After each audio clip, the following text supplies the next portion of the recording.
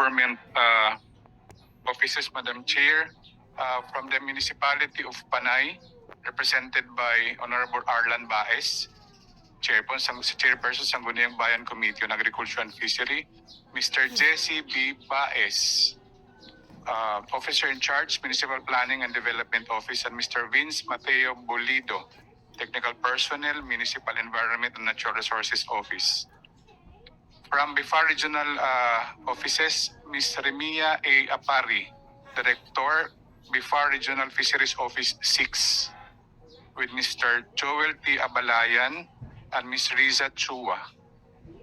However, the province of Capiz is experiencing difficulties because we are sorting our feed mills in Cebu and Manila. And so this adds to the higher end productive cost, so that the establishment of a aqua feed mill plant in Barangay Bahit, province of Panay, would be of great help and would greatly reduce production costs.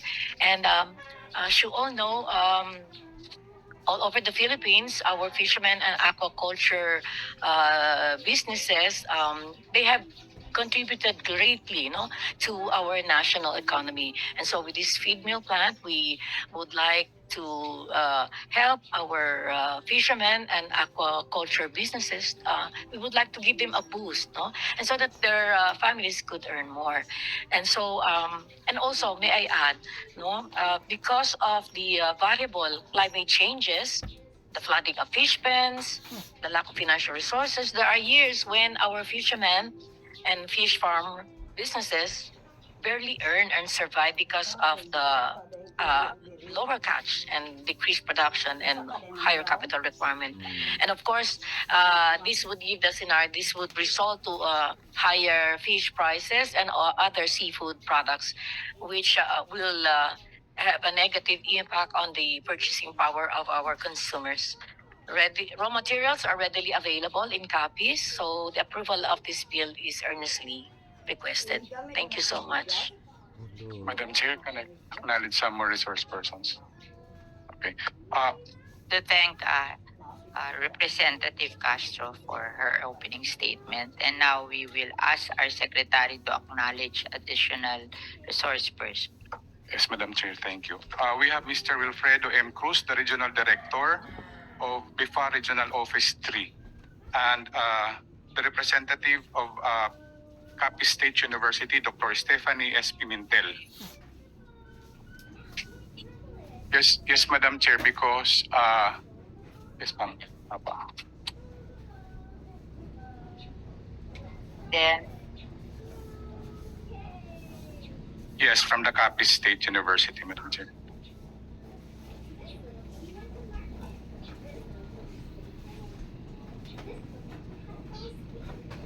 may I request the persons and agencies who are about to speak and have submitted their position papers to stand before our committee secretary in order to take your oath on the truthfulness and veracity of your statements and the documents given. Thank you. Okay, please stand up and please stand up, resource persons. Lahat na magsasalita, mag-oath kayo. The ones on the panel, please stand up.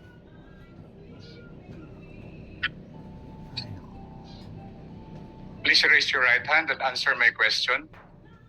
Do you solemnly swear to tell the truth, the whole truth, and nothing but the truth in this public hearing, so help you God? Answer. Okay, thank you.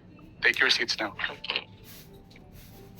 Thank you very much for opening our hearing proper. I want to emphasize the importance of feed mills. The establishment of an aquaculture feed mill plant will help boost the production of local fish farmers using formulated, cost-effective, and nutritionally balanced feed. The diet of fish plays a critical role in determining their quality and size, which is vital since fish serves as an essential source of protein for Filipinos. By ensuring access to nutritionally balanced feeds, fish farmers can achieve better yields while supplying healthier and more nutritious fish to Filipino consumer.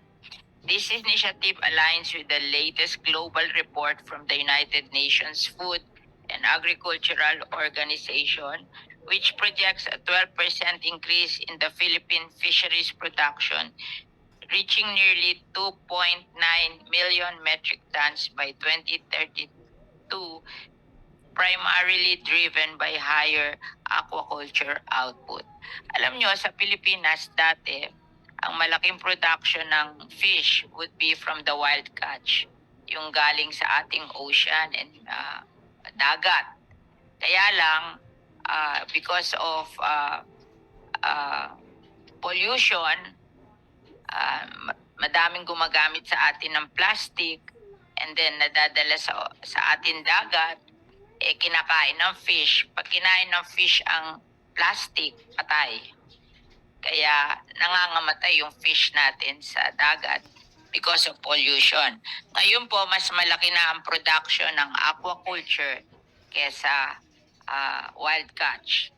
I think the aquaculture production is around 54% of the total production of fish in the country. But ang ating 40 ang ating wild catch is only 46%. Kaya siguro makakatulong to sa aquaculture kasi yung pinoproduce na pagkain ng feed mill would be for aquaculture. A key consideration in the proposed measure is the composition and ingredients of aqua feeds. Yun ang sinasabi ko kay Congresswoman Castro na kung magtatayo tayo ng feed mill, dapat may available materials. Kasi bakit tayo magtatayo sa isang lugar na hindi available ang materials?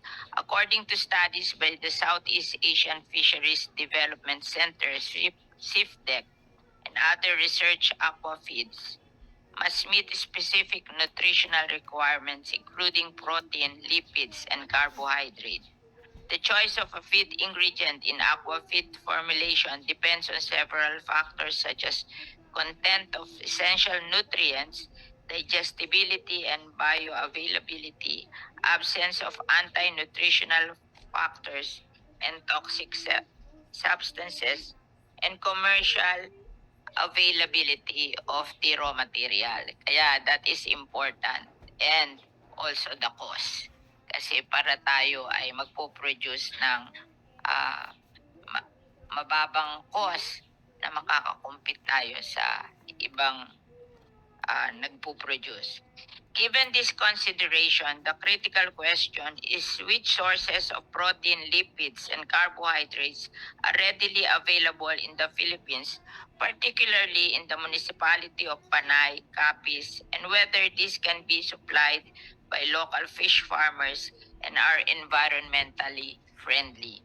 Further, which of the primary aquaculture species in the country are you aiming to provide feed for? And so with that, we will go on with our hearing. So we will determine if what we're going to pass into law is feasible, and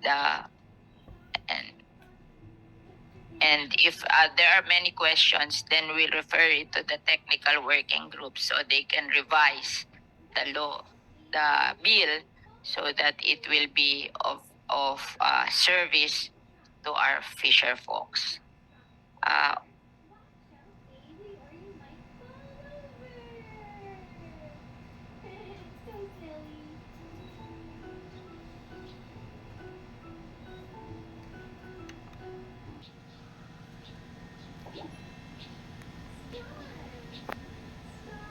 In Mimaropa now, about almost 20% for feed mill. Another one in Bulinaw, Pangasinan. And the third one in Tigbawan, Iloilo at Siftek.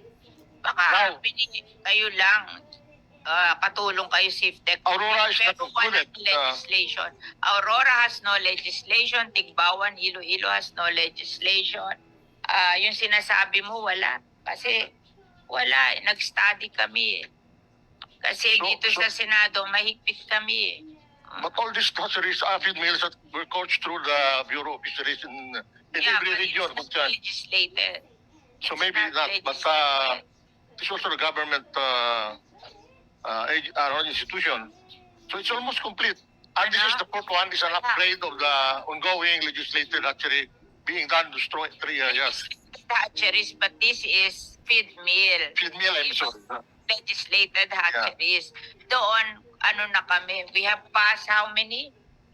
56? 57 legislated fish hatcheries. Mas simple yon kasi tatayuan lang sila ng gagawa ng fingerlings para ipamigay sa local farmers. Proven na yon. Ngayon, this is the first time we are doing a legislated feed mill. Kaya tinatanong ko ang experience nyo doon sa ginawa nyong dalawa para yun na maging basis natin to build this feed mill na gusto nila sa Capiz. Kaya kayo yung resource person. Kasi iba yung legislated fish hatcheries, iba yung legislated feed mill. Wala pa tayong napapasang legislated feed mill. Oo. So, I want you to share your experience. Baka kailangan natin tanungin tong dalawang regional director ng BIFAR. One from Region 3, who is in charge of Aurora, and another one from Region 6, who is in charge of Tigbawan, Iloilo. We recognize Mr. Cruz of Region 3. Yes, Madam Chair.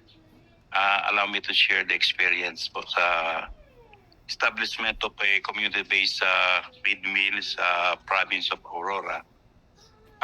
Yung project po na to is, of course, it was funded under the Bayanihan 2. So, yung pinaka-major consideration po namin na consider dito ay, of course, yung alam naman po natin na 50 to 70% ng cost ng aquaculture production ay nanggagaling sa feeds. And then, yung layo po ng Aurora, since lumalaki na yung aquaculture program sa Aurora. So isa po yun dahil usually po ay yung logistic po kasi na-charge sa cost ng feeds kung magagaling pa siya ng ibaba. And then another one po yung availability po ng mga locally available na mga feedstuffs like of course yung rice bran, copra, and corn, and of course yung one of the feedstuffs na kino-consider natin which is very rich in amino acids is the moringa. So ayun po, kaya po na-establish siya. And at the moment po ano na po siya, operational. And hindi po ito, ang nangyari po, Madam Chair dito, it was, although it's from BIFAR, it was turnover to LGU. And Sinong LGU? Ang provincial government po ng Aurora. So sila po yung nag-ooperate ngayon. Nag-assist lang po ang BIFAR technically. And of course, yung ating pong and other services na pwede po nating ibigay. And based po dun sa aming ang na-consider po namin dito yung ano po, yung ating collaboration with ShipDeck regarding the ano po, yung formulation ng cost yung low cost feeds. Ko sa'yo, pinakinabangan ba ng mga fishermen yung feed mill na yan o pinakinabangan lang ng BIFAR? Most po, ano po, ang nakikinabang po sa ngayon nito yung ating mga fisher folk dahil lang... At sabi sa report, hindi. No, ma'am. So small na binibigay nyo lang sa BIFAR yung output, walang nabibigay sa local fishermen. No, ma'am. Actually, ang BIFAR bumibili din dito sa ano para Oo for nga, the pero sustainability. hindi naman para to provide to BIFAR but to provide for the fishermen. We wish to acknowledge the presence of Senator Bato de la Rosa to provide us a forum. Thank you. And I'm asking them kasi nagpapa-approve sila ng feed mill sa Capiz, may dalawang existing sa na hindi naman through legislation but through the budget of the government ng BIFAR sa Aurora, Baler, Quezon. Aurora, Baler, and then Tigbawan, Iloilo. Tinatanong ko kung ang nakinabang, kung yung Tigbawan, Iloilo hindi pa yata nag-ooperate, pero yung Baler, ang chismis, yung production hindi naman nakakatulong sa fishermen but to BIFAR only. Kaya tinatanong ko yung regional director ng BIFAR sa Region 3, sino ba nag-benefit do sa feed mill nyo? Nag-benefit ba yung mga small fishermen do sa feed mill nyo? Yes, yes, Madam Chair. Definitely, the fish farmers will benefit from the project. Mm.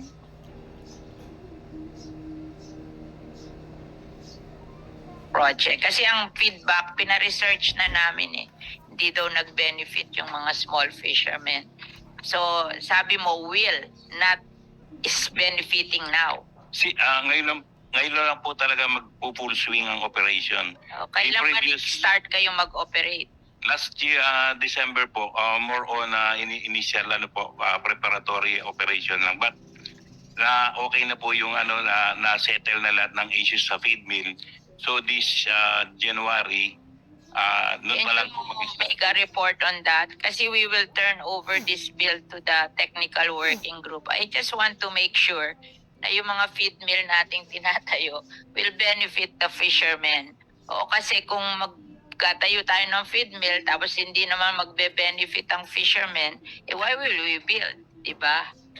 Madam Chair, if I may, Yan. so if hindi pa nagbe-benefit yung mga maliliit na operator ng aquaculture, right now, sino nagbe-benefit niyan ngayon? As I've mentioned po, Senator, last year, more on preparation lang dahil may nakita kami pa mga issues doon sa mga adjustment. So, nitong January lang po talaga na mag-i-start. Since December, noon lang talaga siya na finish lahat. Kasi may adjustment para doon sa, kasi po ito extruded. So, may mga kino-consider tayo na mga adjustment pagdating sa mga machines. So But, in short, hindi pa operationalize. yes po, ngayon pa lang. Opo. Okay, thank you.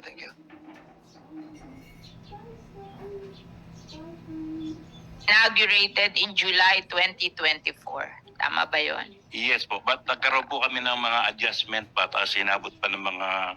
So you think that with your adjustment, the fishermen, the small fishermen, aquaculture fishermen will benefit from this feed mill? Definitely po, Madam Chair. Sige, yes. Okay, sa feed mill plant. Dun sa sinabi ko kanina. At saka napakarami po namin raw materials. At saka kung kailangan natin ng mga equipments, at saka na-approve naman yan, at saka ginagawa nila ng paraan, I don't see the problem, madam. So, kaya nga nire-review ko, Iho, kasi may dalawang feed mill na finandingan ng 22 million and another one na finandingan ng 30 million, wala pang nagbe-benefit. So baka mamaya gumawa tayo ng pangatlong feed mill, ganun din ang mangyari. Yun naman ang, ano naman masama na pag-usapan natin kung ano problema. Di ba? Kasi ako, hindi ako magpapasa ng batas na paggagastahin ko gobyerno tapos walang magbe-benefit. Di ba? Kaya tinatanong ko sila, ano ba yung nangyari dito sa dalawang feed mill? Hindi to legislation provided only in the budget. Ito kasi legislation na nagbinigyan ng 22 million yung Aurora, Baler, and yung Tigbawan, Iloilo, binigyan ng 30 million. Tinatanong ko sila, what happened? And ano ang naging problema? Kasi kung resolvehin natin yung mga problema at i-input natin dito sa bill para wag mangyari na pinondohan natin tong legislation na to tapos hindi naman magbe-benefit ang small farmer. Hindi ba logical yon? Di ba? Pero kami, committed kami ni Governor Fred Castro and all the entities that have coastlines we are really bent on helping the fishermen. Kasi Yeah, kawawa yeah. po sila. Ito So, lahat, hindi natin meron namang umpisahan. coastline to. In fact, ang SIFTEC nasa Iloilo, di ba? Oo. Yung SIFTEC na international. Kulang lang po sila sa sa push or what. But ang copies ko ay talagang Ang magmamanage din ito, Ay, andyan yung ay, nagmanage ng Iloilo Ayan, no? Region 6 kayo opo, Diba? oo, pero Sila rin ang magmamanage. pero Oo. ano naman ang di ba? Ako nagtutulungan ng lahat ng probinsya ng copies headed by our Governor Fred Buto Castro. Bakit naman po madadamay po kami sa kanilang inefficiency? Ganyan talaga. I second the motion of Representative Castro sa observation. Yan sa kanila.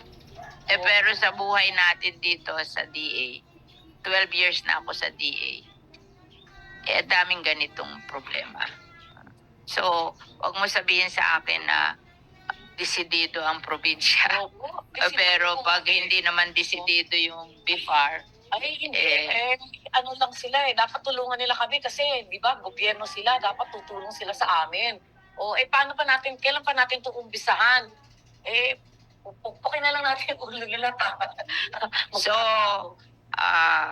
yun lang ang tinatanong ko, what happened to the feed mill in Baler, Quezon? So we will not commit the same mistake. And what happened in the feed mill in Tikbawan, Iloilo? Para if we write a bill, we will correct na yung mga problems na yun. Can we hear from the Regional Director of Region 6 of BIFAR? Yes po, Madam Chair. Region 6. Good morning po, Madam Senator Villar. For BFAR 6, we had been working with PAPCC or the cooperative as well as the local government unit of Capiz in terms of aquaculture. Yes, ma'am. And also with SIFDEC where there is a feed mill. Okay, so with that, with the requirements of feeds in Region 6 and Capiz being one of the major producing of milkfish, almost 10,900 hectares, they proposed for a feed mill initially. And with the expertise of SIFDEC, we submitted a feasibility study through SIFDEC to BIFAR Central Office. And it is worth the 30 million pesos downloaded to BIFAR Region 6 for the feed mill in collaboration with SIFDEC. This is now the project we have, and it's almost 90% completed. In collaboration with SIFTEC. We collaborated because they have the expertise, ma'am. They have the technology and scaling up the technology for commercialization. So, pangatlo na to kailangan nyo pa rin ng SIFTEC, hindi nyo pa alam ang technology. We still need, ma'am, because they are of research component and we from the government, BIFAR, and of course we will be working together with the cooperative. And what we need here for the project are infrastructure and production inputs, especially the raw materials to produce feeds.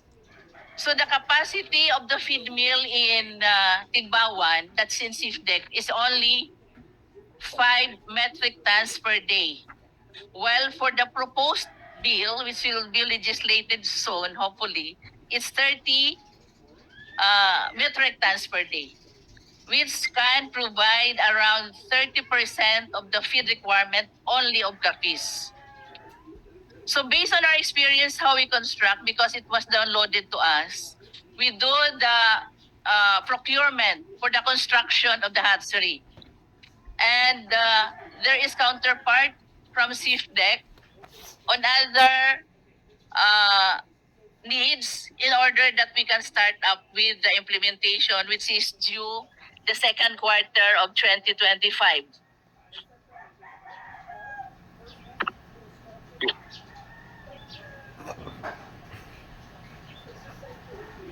habang busy si chairman, I'm the vice chairman, I will take over. Yung, pwede malaman yung experience ng, sino bang RD ng, saan ba yung, ma'am, nag-take over lang ako sandali, as your vice chairman. Yung, sa Baler, sino bang, ikaw pa rin RD yun? Region 3 ang Baler, di ba? Yes po. Ano nangyari ngayon doon? Ongoing na po ang operations na po niya. Nasa procurement na po kami ng mga mga feedstuffs and based doon sa mga